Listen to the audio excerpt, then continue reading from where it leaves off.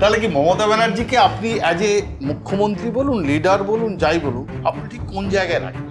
বললাম তো, যখন শেষ হবে তখন ইলেকশন হবে, 6 মাস রাষ্ট্রপতি শাসন চলবে, কি হয়ে গেছে? মোদি যখন করবে বলেছে ওটা হবে, কোনো বাপের বাড়ি আটকাতে পারবে না, ট্রাম্পও পারবে না। আরে সোশ্যাল মিডিয়াটা কি চামচাগিরি করার জন্য? তাহলে কি টলিউডের বহু নেতাকে এবারে, মানে বহু অভিনেতা অভিনেত্রীকে কি এবারে আমরা দেখতে পাবো? না, গতবার তো দেখেছিলেন, তারা কোথায়? তারা কোথায়? কিন্তু আবার সুপ্রিম কোর্টই বলছে আধার কার্ড হচ্ছে নাগরিকত্বের প্রমাণপত্র নয়, তার উপরে ভোটার কি করে হবে? আর এখানে তো বাংলাদেশিরা ভর্তি হয়ে গেছে। তো আজকে ভারতবর্ষের সব জায়গায় বাঙালি আছে, কিন্তু ওই রকম নামই বাঙালি নয়, লেবার বাঙালি আছে। ওরা যদি ফিরে আসে 40 লক্ষ লোককে চাকরি দেবেন আপনি, কিন্তু এমএলএ এমপি মুসলমান জিতবে, মুসলমানরা ভোট দেবে পরিস্থিতি, তাহলে হারাবার জন্য আমরা টিকিট দেবো না। আচ্ছা, এই যে এসআইআর নিয়ে এখন একটা সারা দেশে একটা বিতর্কের ঝড় উঠেছে, মমতা ব্যানার্জি বলছেন যে 2-3 মাসের মধ্যে কখনো এসআইআর করা সম্ভব নয়, আপনি কি সহমত পোষণ করছেন?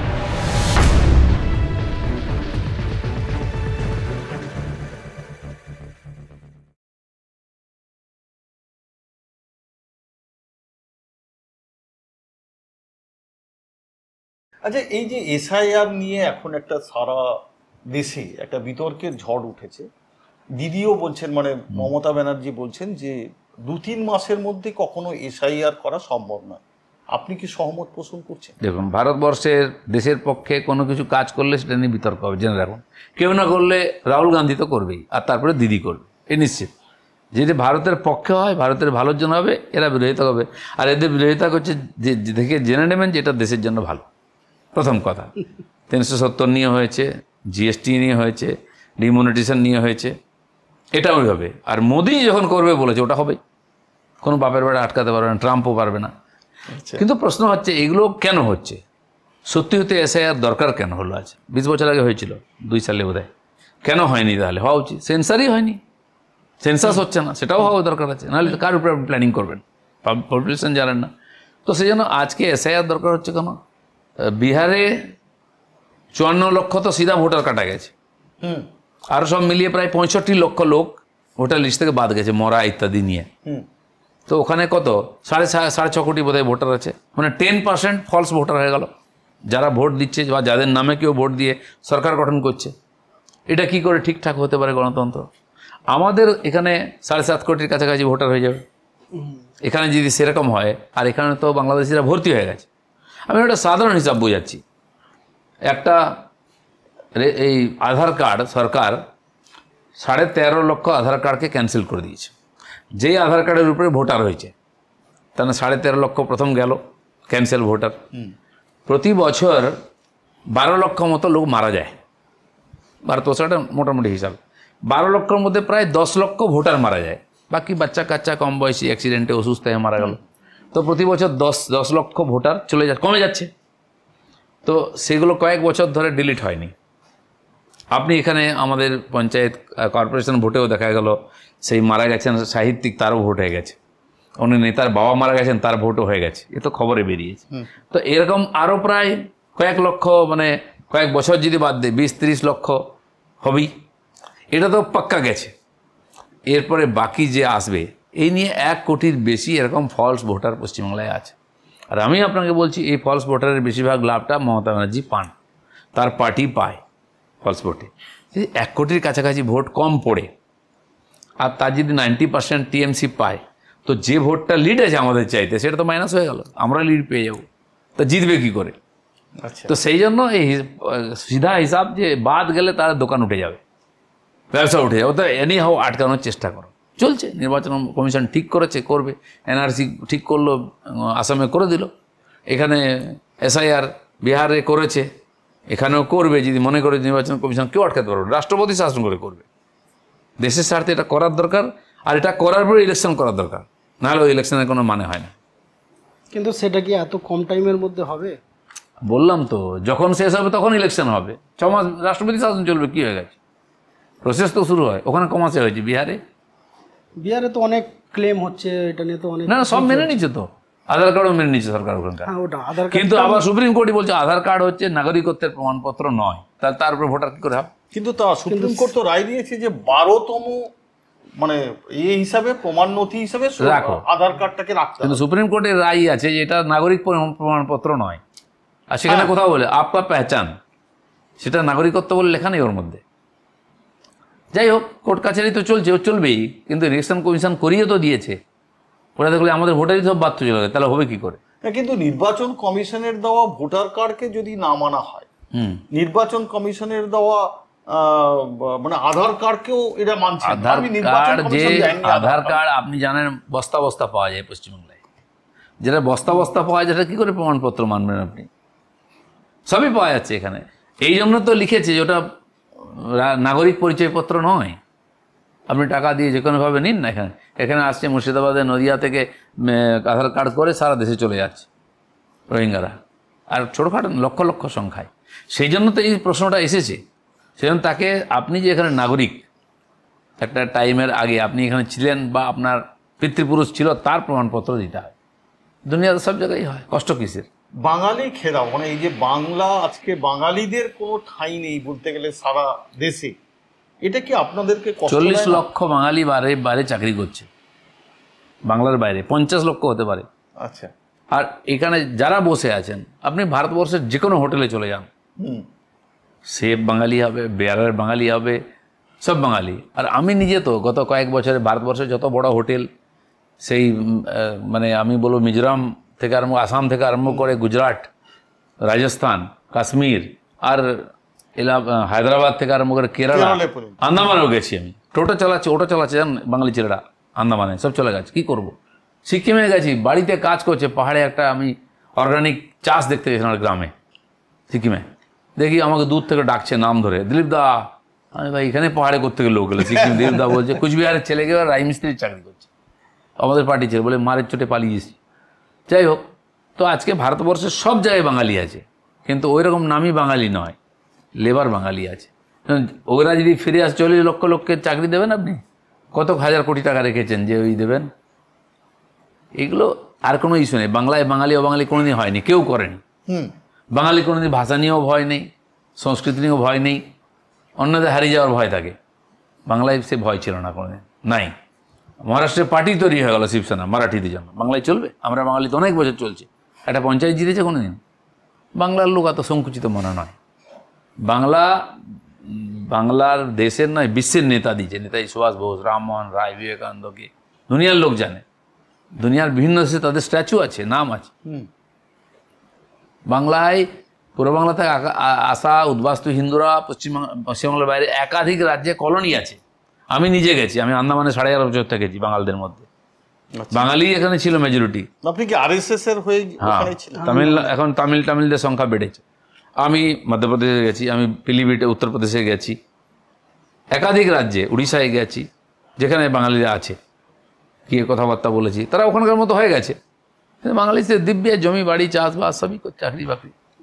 কিন্তু সেই জন্য এইসব বলে যারা বোঝাবার চেষ্টা করছে, বরঞ্চ এখানে ওই নাম দিয়ে প্রথম পক্ষ দ্বিতীয় পক্ষ কি করেছে, দিয়ে হিন্দিভাষী দোকানদার ধমকাচ্ছে, তারপর ভিডিও ছাড়া হচ্ছে, যাই সালা এখানে এসি মস্তানি হচ্ছে, এই বলছিস, হিন্দি বলছিস, এইসব বলে কিছু চলবে না। হ্যাঁ, যখন মানুষের আর নীতি আদর্শ কিছু থাকে না, এই ধরনের ছোট ছোট বিষয় নিয়ে, বিহার ইউপিতে যেমন জাত নিয়ে হয়, এখানে বাঙালি নিয়ে বাঙালি, আরে ভাই 7 কোটি বাঙালি আছে এখানে, কার কে কী করতে পারবে? কোথাও কিছু করতে পারবে? সারা ভারতবর্ষে যান, বাঙালি হিসেবে কেউ কখনো বাঙালিকে কিছু করে না। ভেলোর যান, ডাক্তার সেজে বসে আছে বাঙালি, ব্রোকার, হোটেল চালাচ্ছে, পাহাড় থেকে সমুদ্র সব জায়গায় যান, দাদা গিয়ে লোক দাদা কিতনা করকে, বাঙালি দেখে লোকে দাদাই বলে থাকে, সম্মানের সঙ্গে বলে। তো সেই জন্য এইসব মিথ্যা কথাবার্তা বলে করে না ইলেকশন জেতা যায় না কিছু। হ্যাঁ, এটা বিতর্ক তৈরি করা যায়, চলবে। আচ্ছা, অটলজির টাইমে যে সংখ্যালঘু মুসলমানদের একটা ফেস ছিল, মন্ত্রীও ছিল, কিন্তু এখন সংখ্যালঘু মুসলমানদের আর কোনো কেন্দ্র সরকারেও মন্ত্রী নেই, বা আমাদের রাজ্যেও বিরোধী দলনেতা বলছেন যে সংখ্যালঘু সেল দরকার নেই। তো এইভাবে কি? দেখুন, সংগঠনে তাকে আনা হয় সামনে, যার দ্বারা সংগঠনের লাভ হয়, তাকে টিকিট দেওয়া হবে যে জিতবে। আজ পশ্চিমবাংলায় বলতে পারি আমি, কোনো মুসলিম জিতে আসবে, পঞ্চায়েতে আছে জিতেছে কিছু কিছু তাদের এলাকায়, সে আমাদের পার্টির লেভেলে ঠিক আছে, কিন্তু এমএলএ এমপি মুসলমান জিতবে, মুসলমানরা ভোট দেবে পরিস্থিতি নেই। তো তাহলে হারাবার জন্য তো আমরা টিকিট দেবো না। যেদিন মুসলমানরা ভোট দেবে তার নেতাই জিতবে, তার কথা বলার জন্য। কিন্তু সরকার যে কাজ করছে, কাকে করবে, দিলীপ ঘোষকে করবে কি আপনাকে করবে, এটা তো অন্য ব্যাপার, অনেক কিছু ফ্যাক্টর থাকে পলিটিক্সে। কিন্তু মুসলিম সমাজের জন্য এই সরকার কতটা কাজ করছে কিনা, তার বিরোধিতা করছে না, মুসলমানরা অসুরক্ষিত কিনা ভারতবর্ষে, এটা হচ্ছে প্রশ্ন নীতি নিয়ে। সে নীতিতে কেউ বলতে পারবো না যে মুসলমানদের জন্য আবাস যোজনাতে জায়গা দেওয়া হয়নি, শৌচালয় দেওয়া হয়নি, বা বাড়ি দেওয়া হয়নি, বা জল দেওয়া হয়নি, বা চাকরি বাকরি বা স্কুলে পড়াশোনার স্টাইপেন্ড দেওয়া হচ্ছে না, এটা কেউ বলতে পারে না। কারণ সব জায়গায় বেড়েছে, এমনকি হজযাত্রাতেও পুরো সহযোগিতা আছে। আমাদের তো পরিচিত সিপিএমের ছিল মাহফুজা খাতুন, এমএলএ ছিল অনেক বছর, সিএসসি পার্টি, সে হজের কমিটির মেম্বার হয়েছে আমার এখান থেকে, এবং যাচ্ছে নিয়মিত সুভাষচন্দ্র যাচ্ছে। কিন্তু এখন করে তো শুভেন্দু অধিকারী বলছেন সে দেখুন কোনো ব্যাপারে বিজেপির এরকম নীতি আছেই কোথাও? বিজেপির কোনো তো বিজেপির মুখ একটা কত না বুক কাউকে বিজেপি ঘোষণা করে না। ঠিক আছে, কেউ নেতা আছে, ভাষণ দিচ্ছে, তাকে লোকে পছন্দ করে, পাবলিসিটি পায় ইত্যাদি। বিজেপির নীতি একটাই আছে, সেটা আমাদের এখানে সভাপতিও বলেছেন, সেটা সর্বভারতীয় ক্ষেত্রে এক, এটা মোদিও বলেন। বিজেপি আজ হয়নি, কত বছর চলছে, 75 বছর ধরে পার্টি চলছে। ধীরে ধীরে ক্ষমতায় এসেছি আমরা, লোকে আমাদের পরীক্ষা করে তারপরে ভোট দিয়েছে। অ্যাসেম্বলি থেকে পার্লামেন্ট একাধিকবার ক্ষমতায় আসছে, মানুষ তো বিচার করেছে, মানুষ আর সমর্থন করেছে, বিশ্বাস করেছে বলে হয়েছে। শুধু তাই নয়, হিন্দু মেজরিটি স্টেটে তো বিজেপি আসতার কোথাও আসতো না। আজকে গোয়া তো খ্রিস্টান মেজরিটি, মুসলিমও আছে, ক্ষমতায় আসছে বারবার। আমরা কাশ্মীরে প্রধান বিরোধী দল হয়েছি, যেখানে মুসলিম মেজরিটি। আসামে তো আমি বলবো যে খ্রিস্টান মুসলমান নিয়ে 40-45% হবে, দ্বিতীয়বার ক্ষমতায় এসে গেলাম আমরা। তো কেউ বললে হবে না, মানুষও বিচার করে। আর আজকে কি আছে, আপনি একটা তথ্য দিলে আমি মানবো না, সোশ্যাল মিডিয়া ইন্টারনেটে সব পাওয়া যায়, আপনি ভেরিফিকেশন করবেন, আমি করবো, দেখবো কি বলছে লোকটা।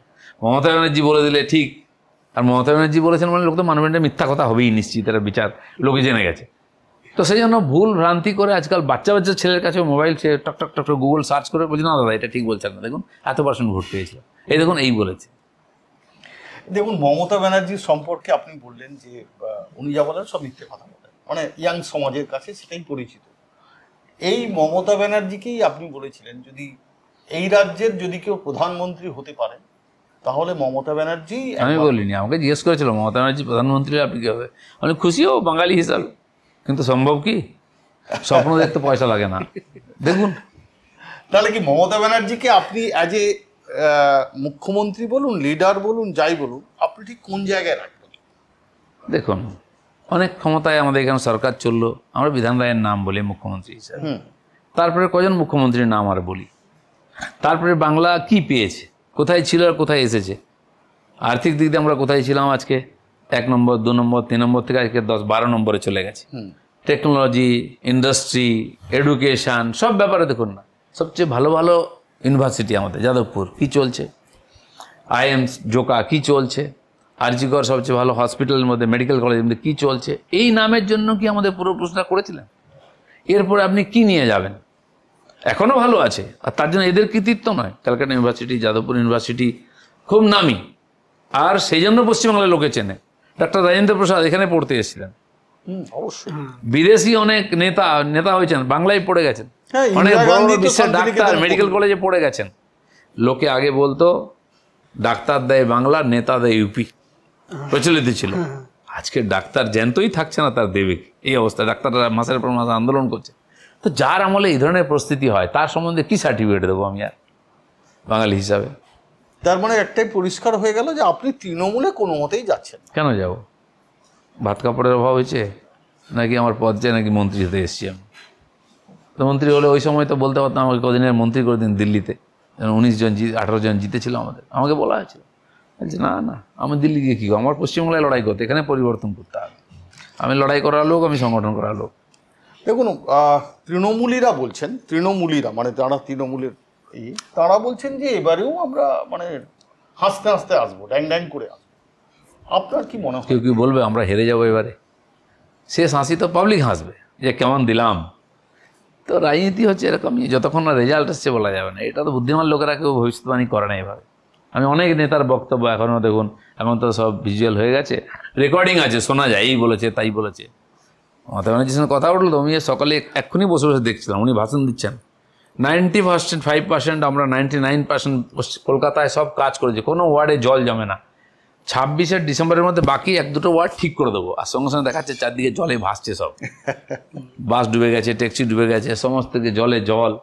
তো এরকমই নেতারা বলে দেন অনেক কিছু, বেশিরভাগ লোকের কথার কোনো গুরুত্ব থাকে না, লোকে বিশ্বাসও কম করে নেতাদেরকে। না, আপনিও কোনো একটা পোস্ট করেছেন এই জল জমা নিয়ে, যে এত বৃষ্টি হয়নি, কিন্তু সেটা নিয়েও আমি সরকারি যে তথ্য দিয়েছে না মেট্রোলজিক্যাল ডিপার্টমেন্ট, মানুষের ওটা শেয়ার করেছেন, অনেকের তাতেও বাপ মরে গেছে। ওটা নিয়েও আরে সোশ্যাল মিডিয়াটা কি চামচাগিরি করার জন্য? যার পয়সায় পেট চলে তার গুণগান করতেছে যত বড় চোর ডাকাত, আর না হলে লোককে গালাগালি দেওয়ার জন্য। এই জন্য সোশ্যাল মিডিয়া হচ্ছে ইনফরমেশনের জন্য। মেট্রোলজিক্যাল ডিপার্টমেন্ট তথ্য দিয়েছে, এটা কোন সালে কত বৃষ্টি হয়েছে রেকর্ড, এটা হয়েছে, আমি সেটা ছাপিয়েছি, মানুষকে জানাতে হবে, সবাই তো জানে না। সেটা নিয়েও বিতর্ক হচ্ছে, সেটা বলছে কেন টিএমসি কে গালাগালি দিল না? টিএমসি বন্যা করেছে না মোদিজি বন্যা করেছে? প্রকৃতি খালি পশ্চিমবাংলায় হয়েছে নাকি? ভারতবর্ষের সব রাজ্যে বন্যা হচ্ছে, অনেক রাজ্যেই হয়েছে, কিন্তু সব সরকারের রাজ্যে, হিমাচলে হয়েছে, উত্তরাখণ্ডে বিজেপি একটা কংগ্রেসের, মেঘ ভেড়ে গ্রাম ভেসে গেছে, কি করবেন আপনি? না আপনি আমি যদি ববিয়াকে খুব গালাগালি দিই, কাল জল নেমে যাবে। যখন সুনামি হয়েছিল এখানে, সুনামি না আমফান আইলা, উনি বলে দিলেন কারেন্ট ছিল না, 7 দিনের মধ্যে কোনো চান্স নেই। ববি হাকিম বলেছিল জল নেই, কারেন্ট নেই, বাড়ির সামনে গাছ পড়ে আছে, বেরোতে পারছে না বয়স্ক মানুষ। আমি নিজে কুড়ুল নিয়ে নেমেছিলাম, সল্টলেকে গাছ কেটেছিলাম, সেই সময় লোক বেরোতে পারছে না, গাড়ি বার করতে পারছে না, বলে দিয়ে বসে গেল। এটা কোনো দায়িত্বশীল মন্ত্রী সরকারের দায়িত্ব হতে পারে না। আমি তার সমালোচনা করি, এটা বলতে পারো না, তুমি পারবে না, ঠিক আছে, আহ্বান করো সমাজকে, আসুন সবাই হাত লাগান। সবাই পাড়ায় পাড়ায় আমাদের ছেলেরা জেনারেটর বসিয়ে নিয়ে বাড়ি বাড়িছে, দাদা এই নিন জেনারেটর, পাম্প চালান, জল তুলুন, করেছি আমরা। সমাজ করে, ক্লাবের ছেলেরা করে, তুমি পারবে না বলে লোক মরে যাবে। কিন্তু এটা নিয়েও তো আপনারই দলের লোকেরাই তো বিতর্ক করছে। বললাম না, আমি কিছু বললেই কিছু লোকের বাপ মরে যায়, মরুক, আমি কি করবো? আচ্ছা, আরেকটা দেশের বিরোধীরা বলে যে রাজ্যে এজেন্সি আসছে, মানে মনে হয় ভোট আসছে, ওই জন্য এজেন্সির আনাগোনা শুরু হচ্ছে। না না, যখন ধরুন আপনি কদিন আগে শিশির বাবুও বলেছে যে সুদীপ বাবুর সময় থেকে, না না আমিও বলতাম এবার তোমার বাড়ি ধরতো, অনেক বলে দিলীপ ঘোষ কি করে জানলো? আরে চুরি করছি সবাই জানে, আমি জানি, দিলীপ ঘোষ আর সিবিআই জানবে না? স্যার ভোটের পর তো আর কিছুই হচ্ছে। আচ্ছা আপনি আমাকে বলুন, সেই সুদীপ ব্যানার্জি এরা গেছিলেন জগন্নাথ দর্শন করতে কত বছর আগে, সিবিআই নিয়ে গেছিল ভুবনেশ্বরে, তারপর থেকে আরম্ভ করে পার্থ চ্যাটার্জি, এখনো বালুদা ছাড়া পেয়েছে বোধহয়, সারা জীবন তার থাকবে না এইভাবে যতক্ষণ না আপনি প্রমাণ করছেন। এরা যে ধরা পড়েছে সব ইলেকশনকে ধরা পড়েছে, সারা বছর চলছে, হচ্ছে না কিছু। কেন প্রমাণ হওয়া অন্য জিনিস, প্রমাণ হচ্ছে না কেন, কবে হবে সেটা তো অন্য ব্যাপার। সেই জন্য হয়তো পরিবর্তনের জিডি আসছে, আইন কানুনের মধ্যে ফাঁক আছে, চলছে, কিন্তু ধরেছে, জেলের ভাত তো খাইয়েছে এত বড় লোকগুলোকে, কেউ পারেনি। 3-4টে মুখ্যমন্ত্রী জেলে গেছে, এখনো কেউ কেউ জেলে আছে, লালু প্রসাদ, কেজরিওয়াল থেকে আরম্ভ করে এখানে মুন্ডা, মহারাষ্ট্রের কয়েকজন মন্ত্রী, এর আগে তো করতে পারতো না, তো ধরা হচ্ছে শুধু। না না, সবাই জানে দুর্নীতি হয়েছে দেশে, দেশের গৃহমন্ত্রী চিদম্বরম পর্যন্ত জেলে গেছিলেন, কেন কেউ ঢুকাতে পারেনি এর আগে? কংগ্রেস 1-8 জনকে ওই টি রাজা ফাজাকে করেছিল, কিন্তু হাজার হাজার নেতা এত নির্ভয়ে কোটি কোটি টাকা লুট করছে, বাড়িতে কোটি কোটি টাকা বেরোচ্ছে, গাড়ি বাড়ি চোখের সামনে দেখতে পাচ্ছে, কেউ হাতে গায়ে হাত দেয় না, কারণ কি সবাই ভাগ করে খাচ্ছে। বিজেপি তো করেছে, কিছু লোককে জেলের ভাত খাইয়েছে, এখনও হানি টানাচ্ছে, ছুটছে, প্যারেড করছে, হতে পারে সাফিসিয়েন্ট তার তথ্য আসেনি, আসবে না এরকম কেউ বলতে পারে না। কিন্তু তারাই আবার যখন বিজেপি জয়েন করে যাচ্ছে, অনেক উদাহরণ আছে, কিন্তু সেভাবে আর কিছু এজেন্সি কিছু হচ্ছে না, তারা এরকম কজনের নামে ধরুন আগে ডেকেছে কিন্তু পরে ডাকছে না, এরকম কজন আছে? দাগি যারা আছে ডেকেছে, কেস চলছে, কেস কারো তুলে নেয়নি, ওরা যেরকম সেরা যেরকম আছে, যার এভিডেন্স বেশি আছে, যে লোকের রাস্তায় দাঁড়িয়ে বলতে এই সালা চোর, তাকে ধরছে, ধরুন এরকম নয়, প্রমাণ সময় হবে। আমাদের দেশে জুডিশিয়ারি 7% মাত্র জাজমেন্ট আসে, ফয়সালা হয়, খুবই কম। অন্যান্য দেশেও প্রায় এরকমই আছে, আর ব্রিটিশ সিস্টেম চলছে 150 বছরের আইন। এই যে ভারতীয় ন্যায় সংহিতা হলো, ভারতীয় সাক্ষ্য সংহিতা হলো, পরিবর্তন হলো 1862-1870 সালের আইন। আর সংযোগবশত আমি সেই কমিটিতে ছিলাম, হোম ডিপার্টমেন্ট যে কমিটি করেছিল নতুন আইনের, তো তাতে 30 জন আমরা এমপি ছিলাম, আচ্ছা 16 জন ওদিকে, 14 জন আমাদের পার্টির। প্রতি সপ্তাহে 1-2 সিটিং হতো, 5 ঘন্টা 6 ঘন্টা হিয়ারিং হতো, বিশিষ্ট যারা লয়ার, প্রিন্সিপাল ল কলেজের, ডিজি, আইজি যারা ইমপ্লিমেন্ট করেন, হ্যাঁ, তো তারা এসে ডেমো দিতেন যে এই আইন এরকম আছে, এটা হওয়া উচিত, এটা সাজা 2 বছর আছে, 7 বছর হওয়া উচিত, এর সাজা মাত্র 500 টাকা আছে বা 5,000 আছে, 50,000 টাকা হওয়া উচিত। সেই সময় হয়েছিল 500 টাকা, কোনো মানেই হয় না, সব ক্রাইম করছে ইত্যাদি ইত্যাদি।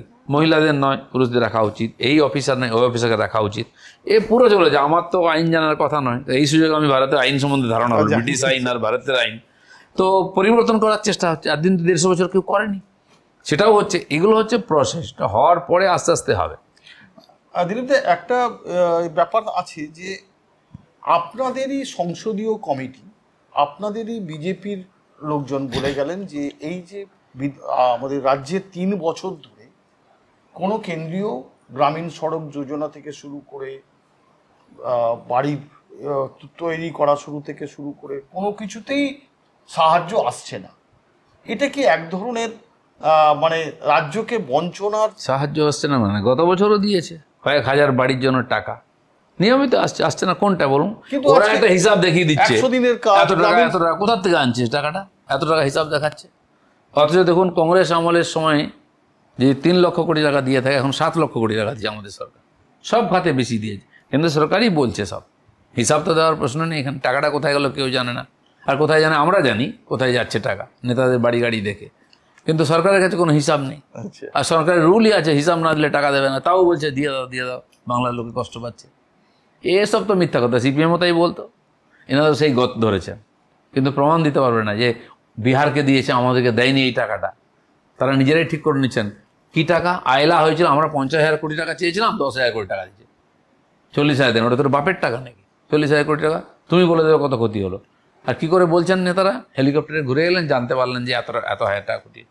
2 লক্ষ মাটির বাড়ি ভাঙা গেছে, এই কথা মুখ্যমন্ত্রী বলেছিলেন। পশ্চিমবাংলায় দেখুন তো আপনি কটা মাটির বাড়ি আছে, সুন্দরবনে এগুলো পাবেন না। খালি সমুদ্রের ধারে প্রতি বছর বানায় ওরা, ভেঙে যায়, টাকা পায়, আবার মাটির বাড়ি বানিয়ে ওখানে থাকে, ওটা একটা বিজনেস হয়ে গেছে। দক্ষিণ 24 2 লক্ষ বাড়ি নেই, মমতা ব্যানার্জি কী করে বললেন উপর থেকে? তার মানে আপনি যে এতদিন বাড়ি এসছে সেটা করেননি, তাহলে আপনি টাকাটা খেয়ে নিচ্ছেন, নাহলে কাঁচা বাড়ি থাকলো কী করে? চুরিটা ধরা পড়ে গেছে। তো এই ধরনের তথ্যের কোনো মা বাপ নেই, এইভাবে হিসাব দিয়ে দিচ্ছে না। কিন্তু এটা তো ঘটনা যে গত 3 বছর ধরে 100 দিনের কাজের প্রকল্প, গ্রামীণ সড়ক যোজনা, এই ধরনের টাকা তো আসেনি, এবং সেটা তো মমতা ব্যানার্জি সবই এসছে। উনি অথরিটি দেখান না কোন টাকা কি এসছে, এবং কেন্দ্রের কাছ থেকে আপনি একটা করুন, দাবি করুন, লিখুন চিঠি যে আমাদের কি আছে না, কমপ্লেন করে আমরা জানি, করুন, দিয়ে দেবে ওরা তথ্য কি এসছে না এসছে, কত এসছে। এরা তো কখনো বলেনি যে এত টাকা এসছে, এত টাকা খরচা করেছি, কোনো ডিপার্টমেন্ট পঞ্চায়েতে যান দেখতে পাবেন না হিসাব। কত টাকা এসছে সেটা তো বলো, এত টাকা আসেনি বলে দিল, সে টাকাটা গেল কোথায় সেটা বলো, সেটা বলবে না। আচ্ছা, এই সামনে ইলেকশন, আপনাদের বিজেপির ইস্তাহারে কি কি রাখা উচিত বলে আপনি মনে করেন? ইলেকশন আসুক, তবু যেগুলো আলোচনা হচ্ছে এগুলো না, যেগুলো আলোচনা হচ্ছে এগুলো সবই থাকবে, যে এখানকার দুর্নীতি ইত্যাদি, এবং এটাও থাকবে যে বিজেপি পশ্চিমবাংলার জন্য কী করতে চায়, উন্নয়ন ইত্যাদি। আর বললে হবে না আমরা 10টা রাজ্যে ক্ষমতায় আছি, কী করছি সেটাও বলবো, আমরা এই করেছি ইউপিতে, এই করেছি বিহারে, এই করেছি মধ্যপ্রদেশে, উড়িষ্যাতে শুরু করেছি, আসুন আপনারা, আমরা এই সুযোগ দেবো। ইন্ডাস্ট্রিকে বলবো, আমরা এনআরআইকে বলবো, অন্যান্য ভিন্ন কোম্পানিকেও ডাকবো যে এই সুবিধা দেবো, এ সমস্ত থাকবেই। দিদির আজকে প্রধান হাতিয়ার সকলে বলছেন লক্ষ্মী ভাণ্ডার। তো এতে লক্ষ্মী ভাণ্ডারে তিনি এখন দিচ্ছেন 1,000 টাকা করে। তো এবারে কি আপনারা এলে কি সেটাকে ডবল করবে? সেটা আমি জানি না, হতেও পারে, সব সরকারি কিছু না কিছু দেয়, কিন্তু লক্ষ্মীর ভাণ্ডার দিয়ে সব হয়ে যাচ্ছে এরকম মনে করি না।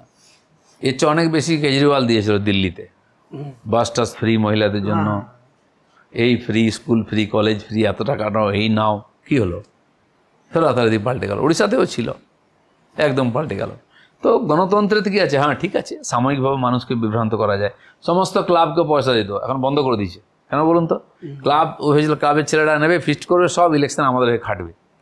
জিতেছিল যখন ঠিক আছে, যেই 19 সালে আমরা 18টা এমপি সিট পেলাম না, সেই ক্লাবের ছেলেরা দিয়ে আসতে না, এ তো জলে যাচ্ছে, বন্ধ করে অন্য নতুন স্কিম করো। এসব চলতেই থাকে, এতে আমার মনে হয় না খুব বেশি ভোটে হেরফের হয়। আজ পশ্চিমবাংলায় যে আইন শৃঙ্খলা থেকে আরম্ভ করে শিক্ষা, স্বাস্থ্যের ব্যবস্থা, মানুষের নাক অব্দি জল এসে গেছে, লোক মুক্তি চাইছে। মুক্তি দিতে হবে, আন্দোলন করতে হবে, রাজনীতিকভাবে, রাজনীতিক আন্দোলন, রাজনীতিক কথাবার্তা বলতে হবে, মানুষের বিশ্বাস জিততে হবে, মানুষ পরিবর্তন করবে। সিপিএমের তো দেখুন এত সংগঠন, এত ক্যাডার, হাজার হাজার ফুল টাইমার ছিল, এদের তো সবাই ফুল টাইমার, মানে যারা করে খাচ্ছে আর কি, সংগঠন বলে কিছু নাই। এখন সংগঠন করতে যাচ্ছেন অভিষেক ব্যানার্জি, কোর কমিটি করছেন, এতগুলো কমিটির উপরে আরেকটা কমিটি করা হচ্ছে কেন? এত মার্কাট চলছে, কেউ কারোর কথা শুনছেই না। এমএলএ বলছে আমাকে চেয়ারম্যান কেন করা হয়, আমাকে জিজ্ঞেস করা হয়, আমি কেন থাকবো, ওরাই করে করুক। ব্লক প্রেসিডেন্ট বলছে উনি কে, উনি সব বলবেন শুনতে হবে নাকি, ওনার লোককে নিতেই হবে নাকি, কিছু হলে বম বন্দুক। তা সেই জন্য চলে যাবে মানে কি, কন্ট্রাক্টররা, যে কন্ট্রাক্টররা ওদেরকে ফ্ল্যাগ ফেস্টুন খাওয়া দাওয়ার ব্যবস্থা করে দেয়, 2 বছর 3 বছর বিল পায়নি ওরা, ওদের টাকা ফেঁসে গেছে। ফলে যে রাস্তা সারাই হয়, দেখুন পুজোর আগে সব জায়গায় রাস্তা সারাই হতো, ছোটবেলা থেকে দেখে এসছেন, পুজো দেখতে বেরোবে কি করে, গর্ত হয়ে যায়, বৃষ্টি হয়, কোথাও মাটি পড়ছে, পিচ পড়ছে, পড়বে না, যারা করবে তাদের যার টাকা ফেঁসে আছে বলছে আর নয়, যা গেছে গেছে, আর খরচা করবো না, একদম কোথাও রাস্তা সারাই হচ্ছে না, আর হবেও না। এত বড় গর্ত হয়েছে বড় বড় রাস্তাগুলো সব, আমার তো মনে হয় আর বেরোবো না। আমি 2.5 ঘন্টায় যেতাম খড়গপুর, দিনের বেলা, দুপুরবেলা ফাঁকা থাকে, 3 ঘন্টা লাগে, এখন 4 ঘন্টায় তবু পৌঁছতে পারেন আমি কলকাতা থেকে খড়গপুর, সন্ধ্যা যদি হয় ব্যাস। না, সাঁতরাগাছির জামে পড়লে তো আর কোনো, সাঁতরাগাছি বলুন, এদিকেও বলুন, রাস্তা খুব ভেঙে গেছে, কোনো দিকে উপায় নেই। আপনি উলুবেড়িয়া 5টা যদি বেজে গেছে, ওইখান থেকে জাম শুরু হবে, রানিহাটে এখন ফ্লাইওভার করতে হবে, এই কত দুদিকে হাট বসে গেছে, তারপর রাস্তা ভাঙা, আসা মুশকিল। 2021-এ এর থেকে তো ভালো হয়েছিল, কিন্তু ওই টাইমে দেখা গেছে কি অনেক তৃণমূল থেকে বা আদার্স অন্য দল থেকেও মানে এত নেতারা এসছিল, এসে সবাই টিকিট পেয়েছিল, সেখানে আপনাদের কর্মীরা অনেক ক্ষিপ্ত হয়েছিল। তো এবারেও কি ওরকম কিছু হবে? দেখুন, সবসময় তো কিছু নতুন লোক আসবে, কিছু পুরনো লোক থাকবে, আর জেতার সম্ভাবনা দেখে টিকিট দেওয়া হয়। একজন আমার কর্মী হতে পারে খুব ভালো, অনেক বছর পার্টি করছে, সংগঠন খুব ভালো করে, কিন্তু তাকে সমাজে কেউ চেনে না। তো রাজনীতিতে সংগঠনের জন্য, পার্টির জন্য তার গুরুত্ব অনেক বেশি, সম্মান আছে, কিন্তু নির্বাচনে তার কোনো গুরুত্ব নেই, সে জিতবে না।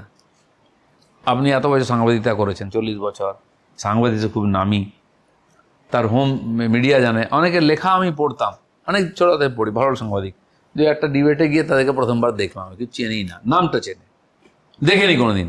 এখন টিভি আসার জন্য তো অনেকে দেখতে পাচ্ছি, নাহলে কজন সাংবাদিককে আমরা চিনতাম বলো, নাম জানতাম। সে ওই জগতে খুব নাম করা, কিন্তু তাকে টিকিট দিন হেরে যাবে, সে কাউন্সিলও জিততে পারবে না। তো যে জিতবে কি হয়, ফিল্ম স্টারদের কেন আনা হয়, তার মুখটা সবাই, ও আচ্ছা অমুকে এসছে, দেবকে কেন জোর করে লড়াচ্ছ ওরা, সে তো লড়তে ছেড়ে দেওয়া, কেঁদে বাঁচি, প্রত্যেক ইলেকশন বলে আমি আর ইলেকশন লড়বো না, সে ওখানেও যায় না, সে পার্লামেন্টেও যায় না, কিন্তু ওর ফেস আছে, জিতে যায়, ওখানকার ছেলে একটা সেন্টিমেন্ট আছে, জিতে যায় সেরকম। তো রাজনীতিতে ফেস ভ্যালু থাকে একটা, যে কোনো কারণে সে পরিচিত হোক, সে চোর ডাকাত গুন্ডা বদমাশ হলেও তাকে লোকে চেনে, কিংবা টাকা পয়সা কামিয়েছে দেবে, সেটাও চেনে। তো সেই গুরুত্বটা রাজনীতিতে চলছে আমাদের এখানে, ঠিক কি ভুল সেটা পরের কথা। ওই টাইপের নেতারাই বেশি হেরে যাবে। হ্যাঁ, হেরে যায়, হেরেও অনেক নেতা আবার এপার্টি ওপার্টি করে যাচ্ছে, টিকিট পেয়ে যাচ্ছে, হেরে যাচ্ছে, তাও চলে। তো এটা পার্টি মনে করে হবেই, হয়, সবসময় হয় না। পাবলিকও তো, তাদেরও তো বলে ভোটটা তো আমি মারবো নাকি, তুমি মারবে না আমি মারবো, ঠিক জায়গায় ঠিক মেরে দেবো, বুঝতে পারবে।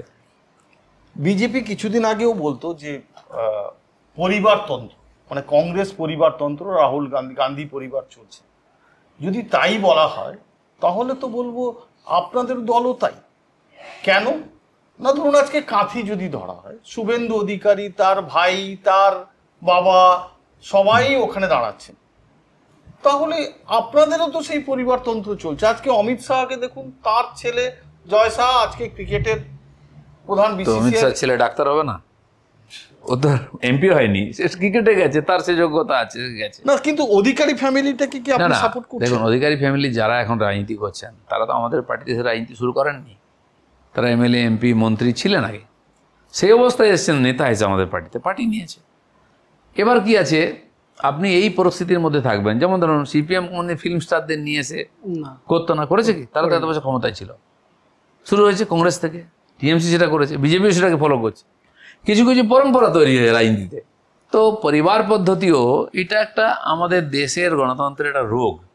আপনি আগের থেকে দেখুন, কংগ্রেস কেন করেছে, রাজারা এলো, তার চেনে তাকে, বা এমপি হয়ে গেল, তার ছেলেকে চিনে গেছে নেতা, তাকে করে দিল, সে বলবে যে আমাকে দেবেন না, ঠিক আছে আমার ছেলেকে দিতে হবে, আমার বৌমাকে দিতে হবে, টিকিট দিতে হয়, তাহলে ওখানে জেতা মুশকিল হয়, ও হারিয়ে দেবে, অন্য কিছু হবে। তো সেই জন্য এটা হচ্ছে প্র্যাকটিক্যাল, আপনাকে এই সিস্টেমের মধ্যে থাকতে গেলে কিছু দোষ তো আপনার মধ্যে আসবেই, তারপরেও বিজেপি চেষ্টা করছে যাতে এটা না হয়। এটা যদি থাকে আমার পার্টিতে খুব কম আছে অন্যদের চাইতে। তাহলে কি টলিউডের বহু নেতাকে এবারে মানে বহু অভিনেতা অভিনেত্রীকে কি এবারে আমরা দেখতে পাবো? না, গতবার তো দেখেছিলেন, তারা কোথায়? অনেক ছিল তো। তারা কোথায়? আপনারই একমাত্র খড়গপুরে অঙ্কুশ ওই আছে, আছে অনেকে। হ্যাঁ হিরণ, কতক্ষণ আছে না আছে, যারা জিততে পারেনি চলে গেছে, জিতেও দু একজন চলে গেছে। খুব নিরীহ প্রাণী ওরা, একটু চমকে দিলেই ব্যাস ওই দিক থেকে ওদিক চলে যাবে। তো সেই জন্য ওদের উপর ভরসা করা যায়। কিন্তু আপনার মেজরিটি চাই না, একটা সিট চাই। তো তারপরে কোথায় গেলো দেখার দরকার, সরকার হয়ে যাক তারপর দেখে নেবো। হলো না তো ব্যাস ছত্র খান। ওদের কাছে যারা আছে সরকারে আছে তাই আছে। আমাদের এখানে বড় রথী ছিলেন, গায়ক নায়ক সব চলে গেল কেন? ওই চাপের চোটে। আচ্ছা, সুবিধার অসুবিধা। আপনার বিবাহিত জীবন, মানে আপনি একটা জীবন হওয়ার পরে আবার আপনি এমন সময় বিয়ে করলেন যখন মানুষের আর মানে বিয়ে করার কোনো প্রয়োজনই নেই, কিন্তু আপনি করলেন কেন? প্রয়োজন দুটো থাকে। আমাদের বিয়ের উদ্দেশ্য হচ্ছে সন্তান উৎপাদন, সন্তান দান করা সমাজকে, সুসন্তান। দ্বিতীয় হচ্ছে একজন সঙ্গী চাই পরস্পরকে দেখার জন্য। বুড়ো বয়সের লোক লাগে তো। আমি তো ঘর বাড়ি ছেড়েছি 40-42 বছর আগে। আচ্ছা, মা বাপ ভাই বোন, সেটাই তো দেখা চোখে ছাড়া কোনো যোগাযোগ থাকতো না আমার সঙ্গে। তো আমি শেষ বয়সে আমি ভেবেছিলাম সংগঠন আছে এই করব, যতদিন আছে চলবে, লাগে না কিছুই, যেখানে সেখানে থাকতে পারি, খাওয়া দাওয়া ডাল ভাত খেতে পারি, আশ্রমেও কাটাতে পারি, অসুবিধা নেই। কিন্তু যে ঘটনা আপনার চর্চা করছিলেন আমার সঙ্গে হয়েছে, এটা দেখে আমার মনে হয় যে পার্টির উপরে ভরসা করা মুশকিল আছে, মানে রাজনীতির উপরে ভরসা করা। আর ভরসা নাই বললো দু হাতে টাকা পয়সা কামাই, যে নিজের মতো থাকতে হবে, কি জানি কখন লাত মেরে দেবে। তো আমি টাকাও পয়সা কামাতে পারলাম না, কারণ প্র্যাকটিস নেই তো। কোনোদিন টাকা হাতে গুনি না আমি, এখনও পকেটে টাকাই থাকে না আমার। আমি বেরিয়ে পড়ি রাস্তাঘাটে, দোকানে কেনাকাটা করতে কেউ কোনোদিন আমাকে দেখেনি। যা জামা কাপড় কেউ না কেউ দেয়, তার পছন্দ ওটা আমি পরে নিই। এখন আমার মজা, আমি এই যে টি শার্ট পরে আছি তো এটা দেখছে টিভিতে, দেখাবেন আপনি টি শার্ট পরে আছি, তো আমাকে এসে টি শার্ট দেয় অনেকে, যে আছে টি শার্ট দাদা এটা কিন্তু পরে মর্নিং ওয়াকে যাবেন, টিভিতে দেখবো, এবার ডিমান্ড নিয়ে আসে। আচ্ছা আচ্ছা, যে যাতে পরে নি। তা সেই জন্য আমার মনে হয়েছিল যে আর দরকার নেই। কিন্তু রাজনীতিতে আসার পরে আপনি ওইভাবে থাকতে পারবেন না, আপনাকে সমাজে প্রতিষ্ঠা চাই। আচ্ছা, গাড়ি বাড়ি যেগুলো লাগে, গাড়ি আমার পার্টি দিয়েছে, সেই গাড়িতে ঘুরি, সিকিউরিটিও দিয়েছে নেতা হওয়ার জন্য। হ্যাঁ, বাড়ি আমি দেখলাম যে আমার 26 বার পার্মানেন্ট অ্যাড্রেস চেঞ্জ হয়েছে আমার জীবনে। 26 বার। বললাম না, আন্দামানেও ছিলাম, সেখানেও একাধিকবার, ঘর ভাড়া তো পাওয়া যায় না, এদিকে থাকতাম। এখানেও কয়েকবার 5-6 বার হয়ে গেল, নিউ টাউন, সল্ট লেক করে প্রেসিডেন্ট হওয়ার পরেই 6 বার চেঞ্জ হয়ে গেছে। নিজের তো কিছু ব্যবস্থা নেই, কারণ করে থাকি। তাহলে এটা তো আর সারা জীবন হতে পারে না, এক জায়গায় মরার জন্য জায়গা চাই একটা, সুস্থভাবে থাকার জন্য, ভালো মন্দের জন্য। তো আমি জীবনে যা পয়সা কামিয়েছি, মানে এমএলএ এমপি হয়ে যা বেতন পেয়েছি, কোনো খরচা ছিল না, কিছু বাড়ির ছেলে মেয়েদের খরচা, পড়াশোনার জন্য ছাড়া ভাই ছেলে, বাকি আমার ব্যাংকেই ছিল। সেই ব্যাংক থেকে লোন নিয়ে পুরো টাকা দিয়ে এই বাড়ি করেছি। আর এত বড় দরকার ছিল না বাড়ির, আমার সঙ্গে 20 জন লোক থাকে। বলুন তো, আমি তো একাই সারা জীবন, কিন্তু আমার 15-20 জন সিকিউরিটি, তারাও সঙ্গে থাকে। আমার বাড়িতে আরও কাজের লোক 2 জন, পিএ, এটা ওটা। তারপরে মা এসে এখন থাকছেন, আর স্ত্রী আছে। আমাদের 2-3 জন, কিন্তু পুরো ব্যবস্থাটাই এরকম থাকে যে থাকার এতগুলো জায়গা চাই লোকের, সেরকম নিতে হয়েছে। এছাড়া আমার কোনো অ্যাচিভমেন্ট নেই, আর সেরকমই আছি। তো যেন বিয়েটা আমি ভেবে হঠাৎই ঠিক হলো যে এই অবস্থায় তারপরে কি আছে, লোকের কিছু কাজকর্ম থাকে, সময় কাটাবে, কাজ নেই বলে বিয়ে করি, সময়টা কাটাতে। তো এইভাবেই হয়ে গেছে। সেই জন্য আমার মনে হলো যে ঠিক আছে, রাজনীতি কতদিন করব, কি হবে কেউ জানে না ভবিষ্যৎ। তাই জন্য নিজের মতো করে ভাবা উচিত, নিজের মতো করে বাঁচা, বাকি জীবনে শান্তিতে থাকা, ডাল ভাত খেয়ে, এটাও তো দরকার আছে। তো এই ভেবে চিন্তা ভাবনা চলো। আর যার সঙ্গে আমার বিয়ে হয়েছে প্র্যাকটিক্যালি, উনিও পার্টির কর্মী ছিলেন, দেখেছেন আমাকে, জানেন। ওনার জীবনে কিছু এরকম ঘটনা ঘটেছিল, একা মনে করে উনি এসে আমাকে বললেন বিয়ের কথা। আমি ততদিন ভাবিনি, বলে কী আছে, আপনি আরও 20 বছর যদি থাকেন, তো আপনার সঙ্গে তো কেউ চাই বুড়ো বয়সে। তো আমি বললাম, ভাই বিয়ে ফিয়ে কাকে করবো, কোথায় করবো এখন, তুমি বলছো আমি তো বিয়ে করতে পারি আপনাকে। তো সাহস করে উনি বললেন, তখন আমি ভাবলাম চলো ঠিক আছে। তখন তাই ইচ্ছা, ম্যাডামই দিয়েছিলেন, উনি প্রস্তাব দিয়েছেন, বিয়ে তাই হয়েছে।